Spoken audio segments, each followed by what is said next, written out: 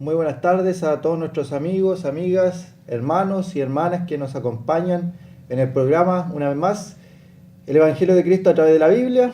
Queremos ofrecer, como siempre, estos cursos bíblicos Emaús, que consiste en este libro para estudiarlo junto con la Biblia. Ahí está todo el libro de estudio que se necesita, es la Biblia solamente. Y luego este libro de exámenes. Una vez que estudia este librito, realiza los exámenes y solamente entrega la hoja con los exámenes, quedándose con el libro para usted, para repasar, estudiar las cosas que ha aprendido cuantas veces usted estime conveniente. Así que esa es la invitación que hacemos. Los libros no tienen costo para usted, son totalmente gratuitos. Usted puede estudiarlo donde quiera, en la comodidad de su casa, sin compromiso alguno para usted. No tiene una tendencia sectarista, sino que son solamente estudios de la Biblia, con temas bíblicos.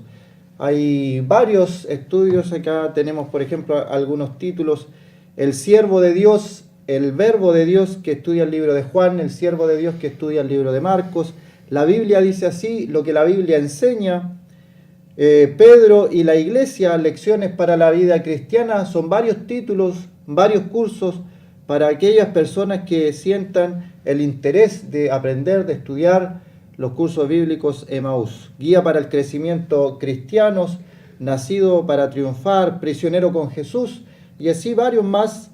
La evangelización personal, el hombre más grande, acuérdate de tu Creador.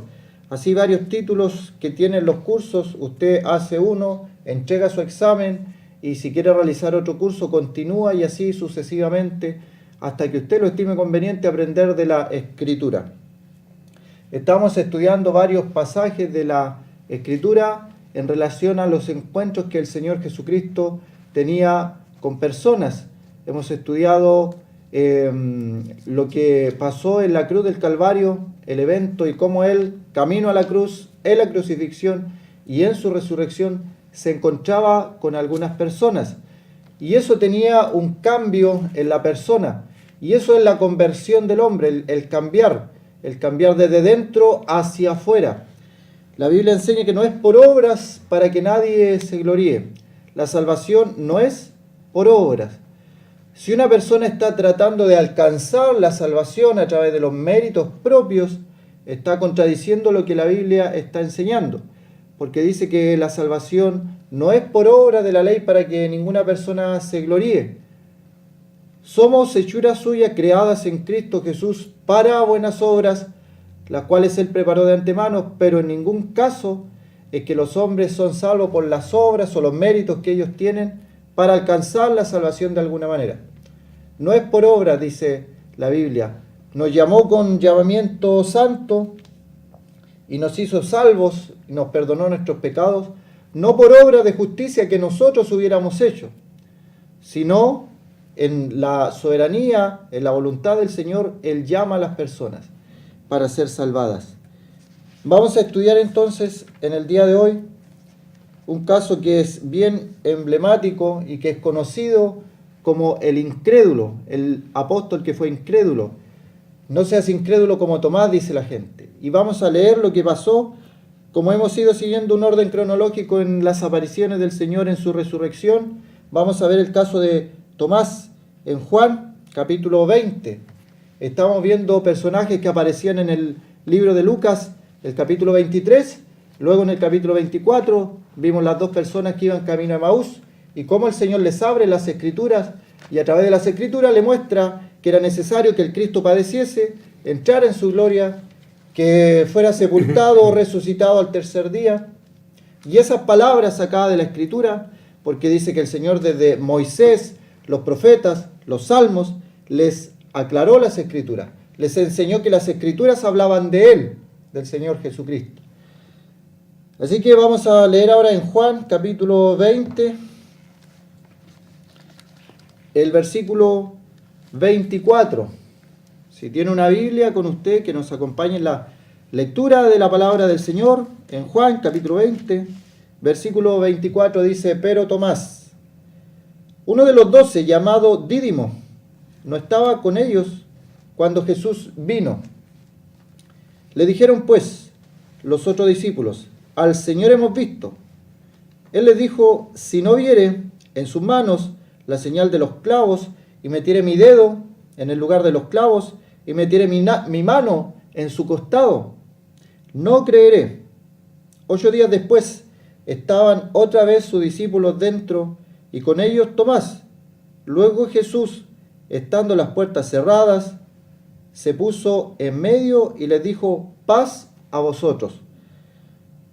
Luego dijo a Tomás: pon aquí tu dedo y mira mis manos, y acerca tu mano y métela en mi costado, y no seas incrédulo, sino creyente. Entonces Tomás respondió y le dijo: Señor mío y Dios mío. Jesús le dijo: porque me has visto, Tomás, creíste. Bienaventurados los que no vieron y creyeron. Y después agrega 2 versos que tienen como título el propósito del libro. Hizo además Jesús muchas otras señales en presencia de sus discípulos, las cuales no están escritas en este libro, pero éstas se han escrito para que creáis que Jesús es el Cristo, el Hijo de Dios, y para que creyendo tengáis vida en su nombre. Hemos dado lectura al Evangelio según Juan, del verso 24 al verso 31.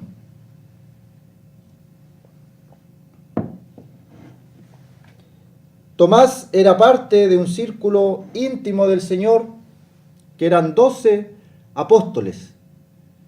Esos 12 apóstoles los escogió el Señor después de una noche de orar en un monte. Cuando descendió, escogió y llamó a los que Él quiso, 12 apóstoles. Y uno de ellos, llamado Judas, fue el que le traicionó, el que le vendió. Y luego incluso se arrepintió, entregó las monedas, pero ya lo había entregado al Señor. Y fue luego y se ahorcó.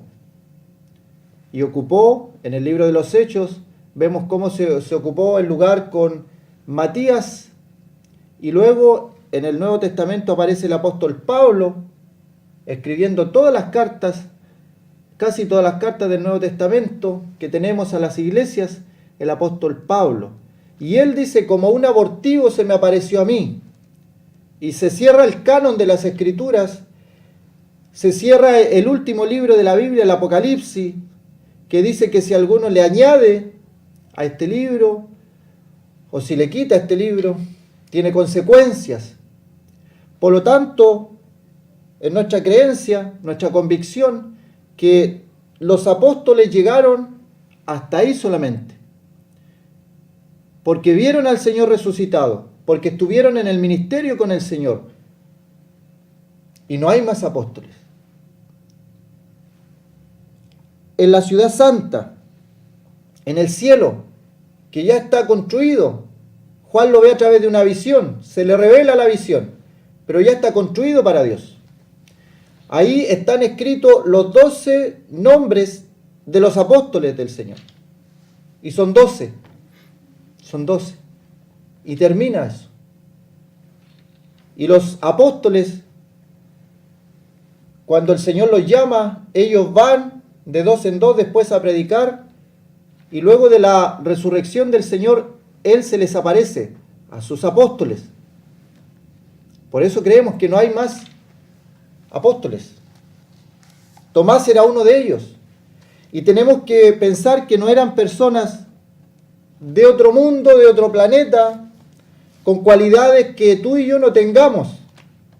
El Señor escogió a 12 personas que eran igual a nosotros, seres humanos. Seres humanos. No tenían cualidades sobrenaturales. Cada cosa que el Señor hizo con los apóstoles fue porque Él, a través de su Espíritu, hizo que estos apóstoles hicieran. El Señor lo hizo. El Señor Jesucristo lo hizo. Eran personas comunes y corrientes, escogidas por el Señor. Y el Señor hace en esas personas algo extraordinario. Pregúntese usted por qué escogió a Pedro, ¿Por qué escogió a Pedro? Si a un líder le dieran a escoger personas para un ministerio, al que menos escogería sería a Pedro. Una persona arrebatada, titubeante, falto de fe, una persona que hablaba y luego pensaba. Ningún líder que quiere comenzar un ministerio va a llamar a Pedro. Pero el Señor lo llamó y el Señor le dio una promesa: Pedro, te haré pescador de hombres. Y Pedro obedeció el llamado y fue predicador, y se convirtieron como 5.000, se convirtieron como 3.000, y él utilizó la llave del reino en la predicación del Evangelio. Y escoge a Tomás, y se le nombra como el incrédulo. Pero Tomás dice una frase que ningún otro apóstol dice. La frase es: Señor mío y Dios mío.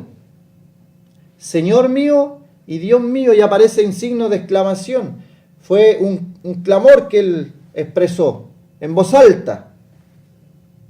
Señor mío y Dios mío. Yo quiero invitarte a que reflexiones en la frase de Tomás, cómo él llega a esa frase. ¿Cómo él llega a esa frase? No fue que de repente él se le ocurre. Para llegar a esa frase, para llegar a esa convicción, él tuvo que pasar por un quebrantamiento en su espíritu, por un quebrantamiento en su incredulidad, porque él fue incrédulo. Luego el Señor se le aparece y él es humillado. Se humilla Tomás, se humilla y reconoce en lo interno de él su falla, su incredulidad. Y reconoce entonces este Señor mío y Dios mío.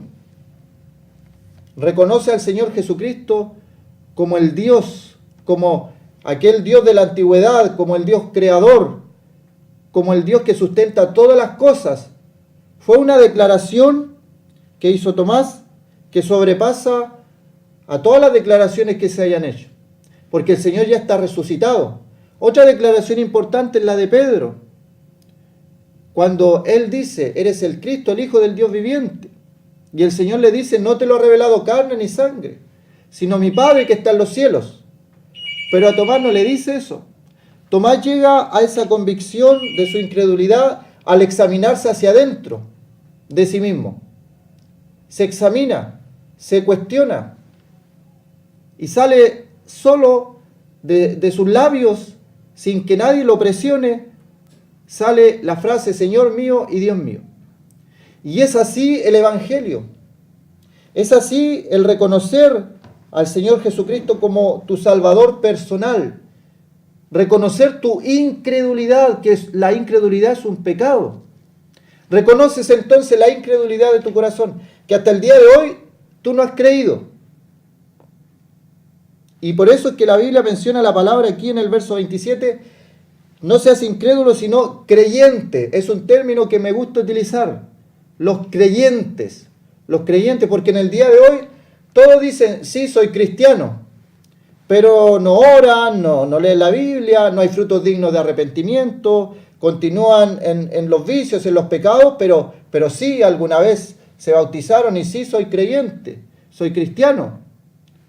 Pero aquí le dice el Señor: no seas incrédulo, sino creyente. Y el ser creyente, el dejar la condición de incrédulo y pasar a la condición de creyente, necesariamente lleva un cambio en la persona. ¿Y dónde se efectúa ese cambio? El Espíritu Santo habla a la persona. El Espíritu Santo convence a la persona. Y aquí es algo importante que quiero decir.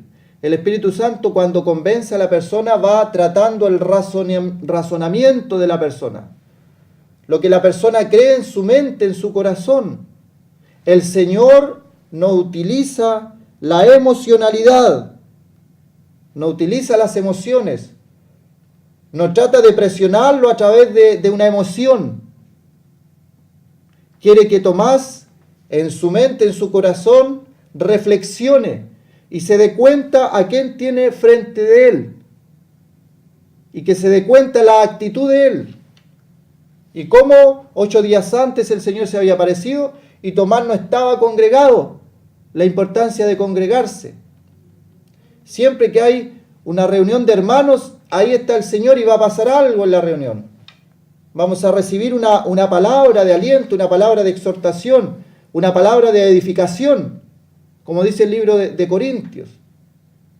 Entonces el Señor viene y Tomás no está. Y luego se aparece y Tomás reflexiona dentro suyo, se acordará de sus palabras que dijo: si yo no metiere mi dedo en su mano, si no metiere mi mano en su costado, no creeré. Ver para creer. Hay gente que se emociona y ve milagros y cree en base al milagro. Dios puede hacer milagros. En mi vida hizo un milagro.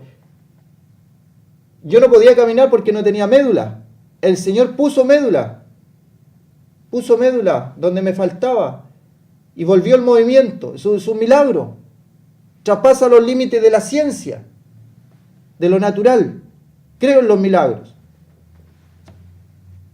Pero hay gente que se emociona con un milagro. Y pone la vista en el milagro y deja de lado al Dios de los milagros. Se emociona y se entusiasma con la prosperidad, que el Señor bendice y le da muchas cosas materiales, y se olvida de quién se las dio. Poner el enfoque en lo que es importante. Es el Señor Jesucristo el importante. Y Tomás, en una reflexión interna, él entiende: Dios mío, Señor mío y Dios mío. Y el Señor le hace una reflexión. Porque me has visto, Tomás, creíste. Y ahí viene una aventuranza para nosotros en el día de hoy. Bienaventurados los que no vieron y creyeron. Nosotros no hemos visto al Señor resucitado. Nosotros no hemos visto al Señor en las historias que están aquí porque están alejadas en el tiempo. No lo vimos, no tuvimos el privilegio de verlo. Pero creemos que el Señor es un ser real, que el Señor está vivo, que el Señor quiere habitar con nosotros, que el Señor quiere morar en nosotros a través de su Espíritu. Es una persona real, que en el día de hoy habla tu vida, habla mi vida. El Señor quiere estar en nosotros. Si alguno está en Cristo, hay una relación, hay una intimidad con el Señor. Y esa intimidad, esa relación produce los cambios necesarios a través del Espíritu Santo, que también es una persona, el Espíritu Santo, que te anima, que te exhorta, que te enseña, pero que también el Espíritu Santo se constriñe. Así que el Señor dice: tú me has visto, por lo tanto creíste. Bienaventurados, felices, esa es la palabra, felices los que no vieron y creyeron. Y eso es lo que hoy día predicamos, que es la salvación por fe, es creer algo que no hemos visto. Nosotros no vimos al Señor en la crucifixión, pero la Biblia lo dice así. Y hay personas que pueden ver una pintura de una crucifixión, pueden ver una película de la crucifixión y va a llegar a sus emociones. Ver a alguien sufriendo de tal manera, llega a nuestras emociones. Pero luego pasa esa película, esa imagen fuerte, y nuestra vida puede seguir igual. Pero el Señor habla a la mente, al intelecto, a todo nuestro ser, a todo el ser. Que a pesar que luego vengan problemas, tú sigues creyendo. Que a pesar que vengan dificultades, tú sigues creyendo. A pesar que no haya prosperidad, como algunos predican la prosperidad, si no hay prosperidad y tú sigues creyendo. Porque tu mente se convenció de lo que está escrito en la palabra de Dios, es verdad, es correcto, porque lo dijo alguien que no miente. Y el Señor varias veces utilizaba esa frase: de cierto os digo. El que cree en mí, aunque esté muerto, vivirá. Yo estoy muerto espiritualmente, creo en el Señor y el Señor me da vida porque su palabra lo dice. Aunque luego vengan dificultades, aunque luego vengan enfermedades, aunque luego venga pobreza. Pero hay personas que dicen, no, si tú eres cristiano, eres creyente, entonces hay salud, prosperidad y hay todo. ¿Le podríamos decir eso a Esteban, que murió apedreado? ¿Le podríamos decir eso a Pablo, que fue encarcelado, pasó naufragios, pasó hambre, le golpearon las espaldas con varas? ¿Le podríamos decir, tú no eres cristiano porque no estás siendo bendecido? Los hermanos que están sufriendo en el día de hoy en nuestros países y están pasando calamidades, ¿le podríamos decir, tú no eres cristiano porque estás pasando tribulación y angustia? Cuidado entonces, ¿qué es el Evangelio? Creer sin haber visto, creer a pesar de las circunstancias, creer en aquella persona que no va a cambiar, que es el Señor Jesucristo, y creer sin ver, sin ver. La fe viene por el oír y el oír la palabra de Dios. Si creemos que el Señor Jesucristo pagó nuestros pecados, lo creemos, lo creemos. Él pagó mis pecados, Él pagó mi deuda, Él perdonó mis pecados, Él me salvó de la condenación eterna. ¿Y por qué? Porque lo creo, porque está escrito en la palabra de Dios, que es un libro de verdad absoluta, una verdad absoluta, que muchos critican eso, que es una verdad absoluta. Si la Biblia dice algo es absoluto, aunque las leyes humanas vayan cambiando, la Biblia es absoluta. La Biblia dice acerca de los que derraman sangre inocente, es una verdad absoluta. Dios aborrece a aquellos que derraman sangre inocente. Aunque se hayan leyes del aborto, Dios aborrece eso. Es una verdad absoluta. Bienaventurados los que no vieron y creyeron. Te invitamos a que tú creas lo que dice la Biblia, a pesar que no lo hayas visto. Cree solamente y serás salvo. Cree en el Señor Jesucristo y serás salvo. Esas son las invitaciones. Vamos a ir a escuchar un tema musical y luego vamos a continuar con el estudio de la palabra del Señor.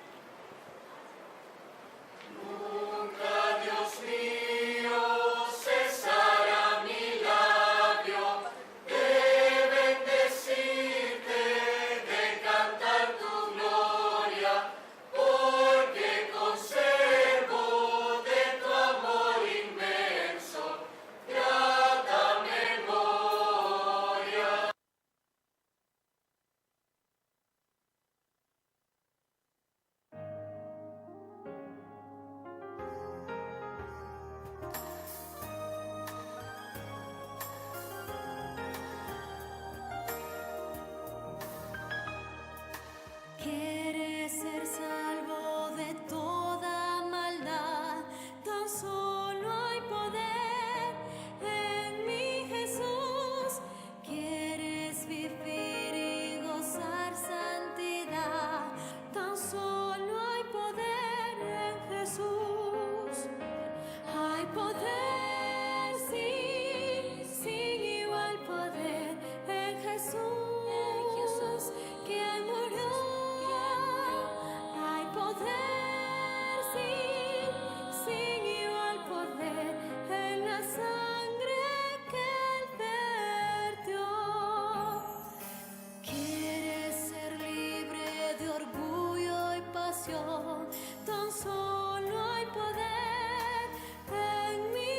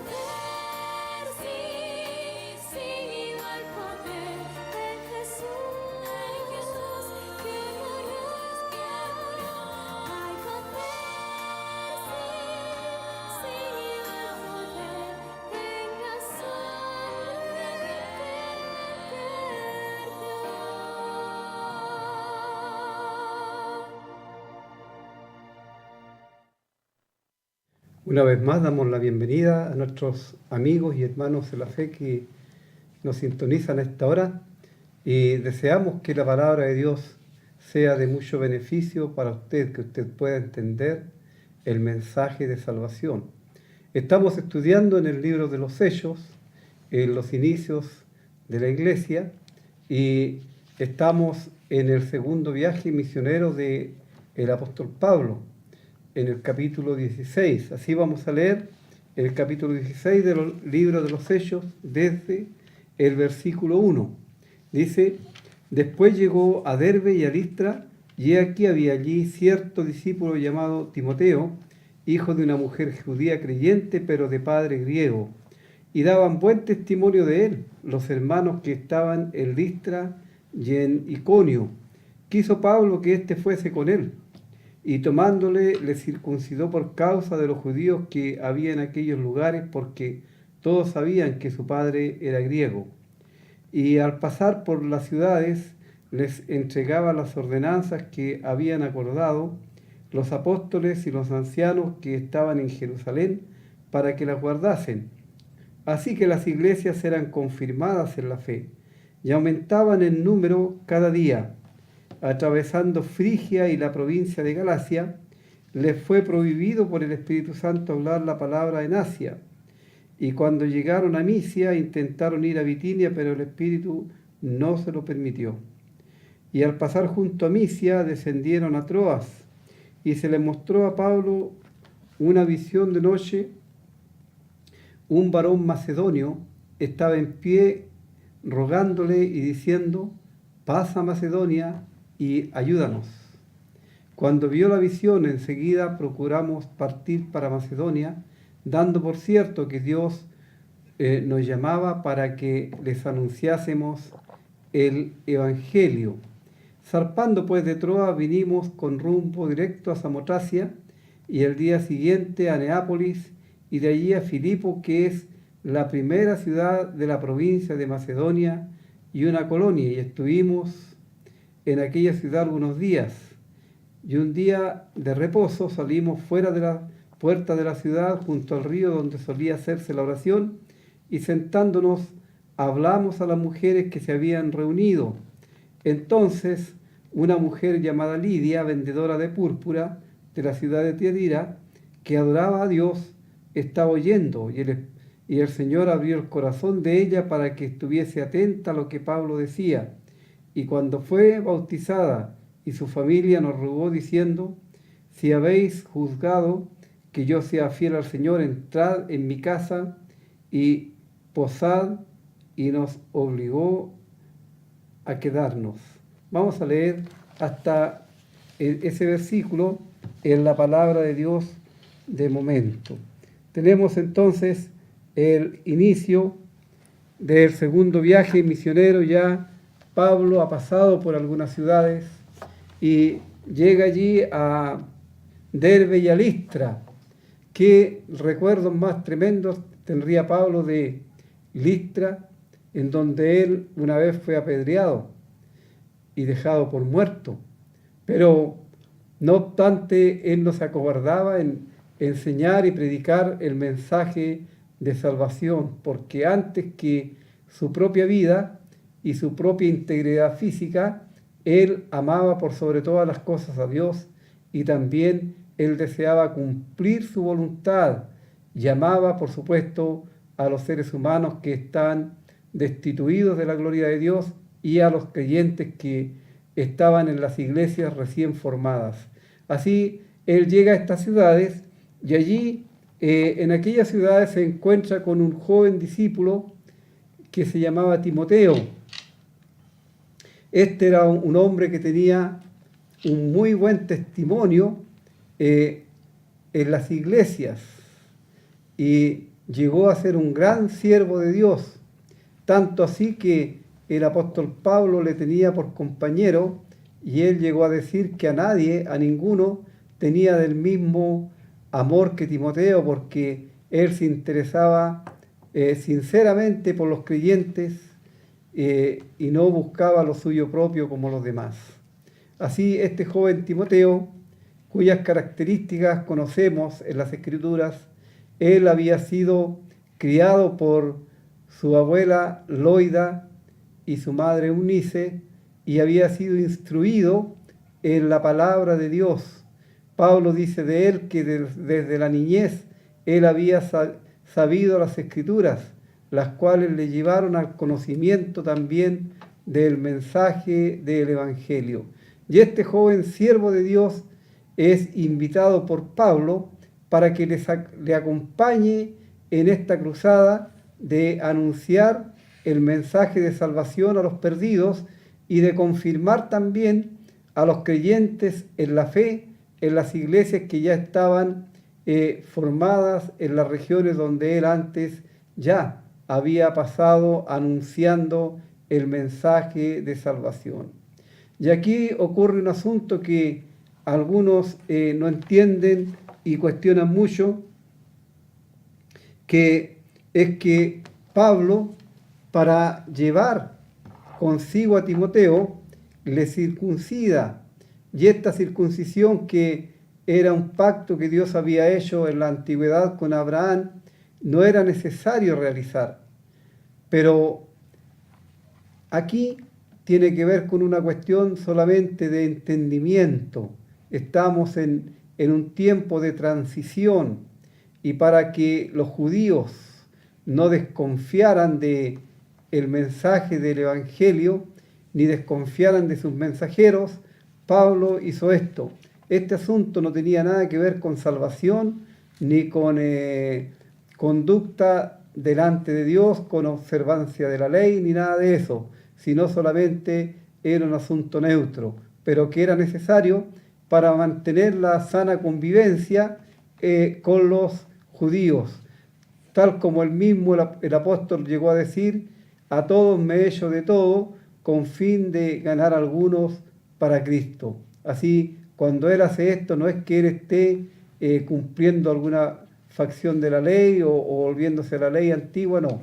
Solamente era algo que era necesario para mantener la cordialidad y no tener desconfianza entre los judíos con él. Así, aclarado esto, él va anunciando el Evangelio por varias ciudades. Y en estas ciudades, que hay algunas que aquí no se nombran, pero que Dios, el Espíritu Santo, sabe de qué ciudades eran las que iba enseñando, también iba entregando esta ordenanza que vimos en la última vez acerca de los gentiles que se convertían al Señor, para mantener la concordia con los judíos, aquellos judíos que eran celosos de la ley, que no entendían que la ley ya había sido cumplida a entera satisfacción de Dios por la persona del Señor Jesucristo. Así, Él les entregaba estas ordenanzas. Y vemos aquí cómo las iglesias eran confirmadas en la fe. Y aquí la fe tiene que ver con el cuerpo de doctrinas entregado de una vez por todas para los creyentes. De esa fe aquí se trata. Y aumentaban, o sea, iban creciendo en número. Cada día las iglesias, habían cada día personas que estaban recibiendo a Cristo como su Salvador personal e integrándose a la iglesia. Y vemos aquí también cómo el Espíritu Santo va dirigiendo la obra misionera, porque ellos atraviesan Frigia y la provincia de Galacia, y el Espíritu Santo les impide hablar la palabra del Señor en Asia. No era el tiempo todavía indicado por Dios para que se detuvieran allí. Así ellos siguen y van a otro lugar, a Misia, y quieren ir a Bitinia, pero nuevamente el Espíritu Santo no les permite llegar a esos lugares. Hay un propósito de parte de Dios. No es que Dios esté haciendo acepción de personas, Él no lo hace así, sino hay un propósito. Hay un continente que está ansioso de recibir el Evangelio, que está necesitado de recibir el Evangelio. Y es allá donde le está guiando el Espíritu Santo, porque ellos pasan junto a Misia y descienden a Troas, y a Pablo se le muestra una visión en la noche. Y esta visión tiene que ver con un varón macedonio que les ruega, estando de pie, les ruega que pase a Macedonia y que les ayude. Esto algunos estudiosos de la palabra de Dios lo han interpretado como Europa pidiendo la intervención divina, Europa pidiendo que el mensaje de salvación les sea entregado para ellos tener la opción también de recibir a Cristo como su Salvador personal y escapar de la condenación por el pecado. Así, cuando esta visión es recibida por Pablo, ellos entienden inmediatamente, el Espíritu Santo les ilumina y ellos entienden que realmente es Dios mismo el que les está enviando para aquel lugar. Y dice Lucas, que es el que está escribiendo el relato aquí, dice, cuando vio la visión enseguida procuramos. Vemos como aquí Lucas se incluye y dice, procuramos partir para Macedonia.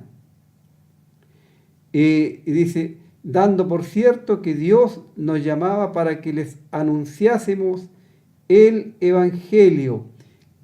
Había un propósito muy importante en esta visión y en este mandato del Señor, el anunciar el Evangelio.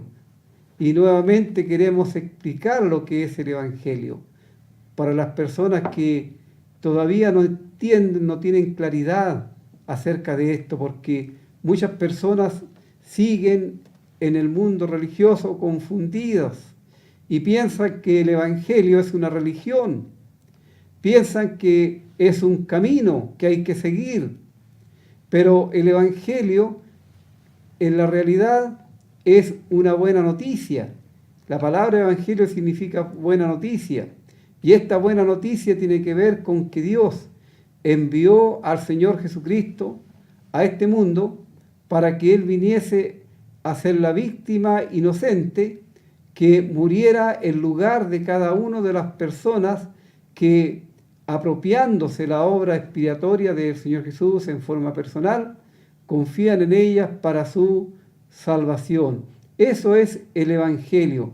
Os damos nuevas que serán de gran gozo, dijeron los ángeles a unos pastores cuando el Señor Jesús nació, que os ha nacido hoy un Salvador, que es Cristo el Señor. Así, cuando hablamos del Evangelio, hablamos de un mensaje, y este mensaje es la buena voluntad de Dios para con los hombres, quien quiere salvarles, quien quiere librarles de la condenación, del juicio por el pecado. Así, esa era la misión que ellos llevaban para Macedonia, anunciar el Evangelio. Así ellos siguen su viaje, dice, y vinieron con rumbo directo a Samotracia y al día siguiente a Neápolis y de allí a Filipo, que es la primera ciudad de la provincia de Macedonia y una colonia, y estuvimos en aquella ciudad algunos días. Esto era una colonia romana, así Filipo, y allí se anunció el Evangelio de la gracia de Dios. Y luego vemos que cómo el Espíritu Santo actuó allí, y muchos creyeron, muchos recibieron al Señor Jesús, y más tarde vemos la iglesia que se congregaba allí en Filipo, la iglesia que el apóstol también escribe una carta y se llama la carta a los filipenses, a las personas que se congregaban al nombre del Señor Jesús en la ciudad de Filipo. Así vimos cómo allí el Espíritu Santo obró en salvación para con aquellas personas. Y estuvieron allí, dice, en aquella ciudad algunos días estuvieron ellos anunciando el Evangelio. Y mire qué maravilloso es, porque allí había gente que tenía alguna luz, algún conocimiento de Dios. Y a la luz de este conocimiento, ellos se reunían junto a un río para orar a cierta hora. Era una costumbre que ellos tenían, y mucha gente que han escuchado de alguna manera, de alguna forma o por alguna fuente, algo acerca del Evangelio, actúan de acuerdo al conocimiento que tienen. Pero Dios luego les revela el Evangelio en su pureza para que ellos puedan tener la opción de recibir a Cristo como su Salvador personal, porque de la forma en que se conoce el amor de Dios es a través del anuncio del Evangelio. Así, un día sábado, ellos salen, porque aquí todavía, como hemos dicho, estamos en un periodo de transición, todavía hay gente que guarda algunos días, algunas festividades que eran de costumbre de los judíos, y aquí un día sábado, un día de reposo, ellos salen fuera de la puerta de la ciudad, junto al río, donde solía hacerse la oración, y sentándonos, dice, hablamos a las mujeres que se habían reunido allí.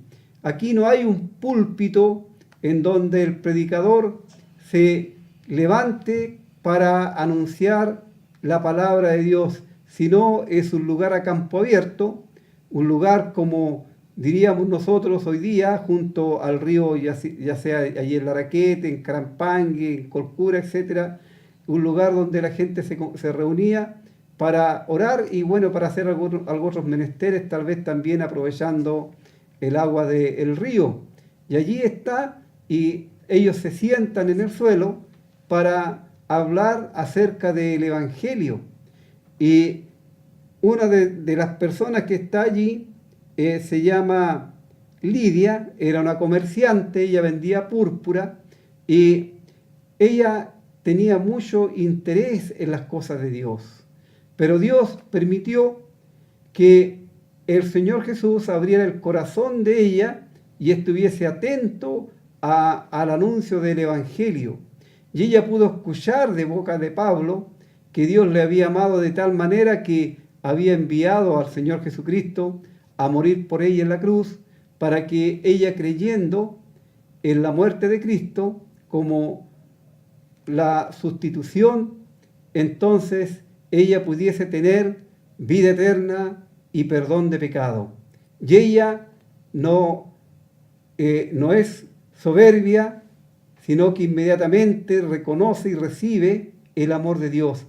Ella cree la palabra de Dios, y seguramente Pablo también, en su explicación del Evangelio, tiene que haberle dicho que aquellos que creen en Cristo, el Señor Jesús ordenó que fuesen bautizados como una forma de identificarse con Cristo en su muerte, sepultación y resurrección, y a la vez dar un testimonio público de su fe en Cristo. Y ella inmediatamente se bautiza, aprovechando el río, suficiente agua como para ella ser sumergida. Y quiero decir entre paréntesis que no se trata de que el río se iba a llevar los pecados de ella, como algunos creen, ¿no? El agua no tiene ningún poder en contra del pecado, sino más bien los pecados son limpiados por la muerte del Señor Jesús y nada más. El bautismo es un acto de obediencia a la palabra de Dios, al mandato del Señor. Es una proclamación pública de la fe en el Señor Jesucristo, en su muerte, sepultación y resurrección, y una identificación simbólica también en su muerte, sepultación y resurrección. Así ella fue sumergida en agua y luego, dice, ella quiso tener el privilegio de recibir en su casa a los siervos de Dios y que ellos pudiesen posar en su casa para tener comunión con ellos. Qué maravilloso es cuando se manifiesta el amor de Dios plenamente en el corazón de aquellos que han sido convertidos, aquellos que han sido cambiados por el Espíritu Santo. Porque saben, una de las señales que vemos nosotros en las Escrituras del cambio producido por Dios en el corazón de aquellos que se convierten a Cristo, una de esas señales es el amor por sus hermanos. Es el amor por los siervos de Dios. Y ese amor se manifiesta. Y ese amor es práctico, como en este caso. Pensemos en estos siervos de Dios que ellos salían sin tener un lugar donde llegar. Ellos salían sin llevar dinero en sus bolsillos porque no lo poseían, a pesar de que el apóstol Pablo, donde él llegaba, él trabajaba porque su profesión era hacer carpas y con ese dinero él se sustentaba y también era el sustento para los que estaban con él. Pero muchas ocasiones, como en esta, las personas les pedían que se quedasen con ellos. Y mire, dice, y el Señor abrió el corazón de ella para que estuviese atento a lo que Pablo decía, y cuando fue bautizada y su familia, nos rogó diciendo: si habéis juzgado que yo sea fiel al Señor, entonces entrad en mi casa y posad. Y nos obligó a quedarnos. Nos obligó a quedarnos. Esto también es algo parecido a un incidente que ocurre cuando el Señor Jesús resucita y se encuentra con dos viajeros que van camino a Emaús. Y ellos también le piden al Señor que se quede, casi le obligan a quedarse porque se hace tarde, ya el día ha declinado, así quédate con nosotros. Qué bueno, qué maravilloso es cuando las personas invitan al Señor Jesucristo a entrar en su corazón, a entrar en su vida, a posar con ellos.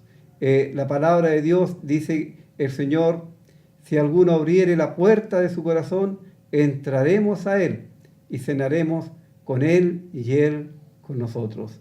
Así, en esta oportunidad, Lidia les pide y les obliga a que se queden con ella. Qué maravilloso es esta prueba de amor hacia Dios y amor hacia los que son de Él. El Señor Jesús lo dijo muy claramente: en esto conocerán que son mis discípulos, en que os amáis unos a otros. Y el apóstol Juan también agrega esto de que el que no ama no ha conocido a Dios, porque Dios es amor. Y si alguno dice que ama a Dios y aborrece a su hermano, el tal es mentiroso, porque ¿cómo puede amar a Dios a quien no ha visto? Y por supuesto no ama a su hermano, a aquel con quien está siempre. Así, querido amigo, hermano, esto es lo que Dios nos muestra, son los cambios que Dios nos muestra a través de su palabra. ¿Sabe por qué? Porque en el ser humano el amor no es algo inherente al corazón humano. Es cierto que nosotros sentimos amor, sentimos aprecio por nuestros hijos, por nuestra esposa, por nuestros padres, por nuestros abuelos o familiares, pero no es así siempre con los amigos, y mucho menos hay amor para con los enemigos, pero Dios mostró su amor para con nosotros en que, siendo aún enemigos suyos, Cristo murió por nosotros. Y el Señor Jesús, Él quiere cambiar tu corazón, Él quiere transformarte. La religión pretende transformar a las personas cambiando sus costumbres de afuera hacia adentro, pero Dios te cambia a través del Espíritu Santo desde tu corazón hacia afuera y te hace una nueva creación. Así, por eso te invitamos a que vengas a Cristo, el único que puede salvarte, el único que te puede dar vida eterna. Vamos a escuchar otro himno antes de cerrar el programa.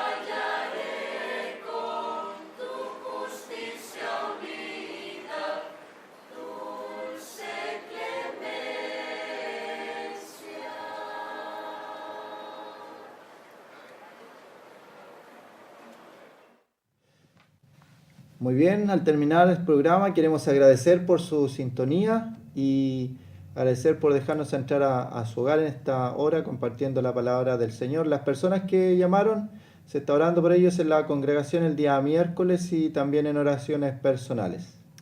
Y nuevamente les invitamos a nuestras reuniones los días miércoles, viernes y domingo a las 19 horas aquí en Pedro Aguirre Cerda 189. Y si usted vive cerca de acá, envíe sus niños el día domingo en la mañana, a las 11:30 de la mañana, tenemos una escuela dominical con clases para niños, jóvenes y adultos. Todos serán muy bienvenidos. Deseamos que el Señor les bendiga y que tengan un hermoso fin de semana. Y si el Señor lo permite, nuevamente estaremos el jueves para anunciar el Evangelio de Cristo a través de la Biblia.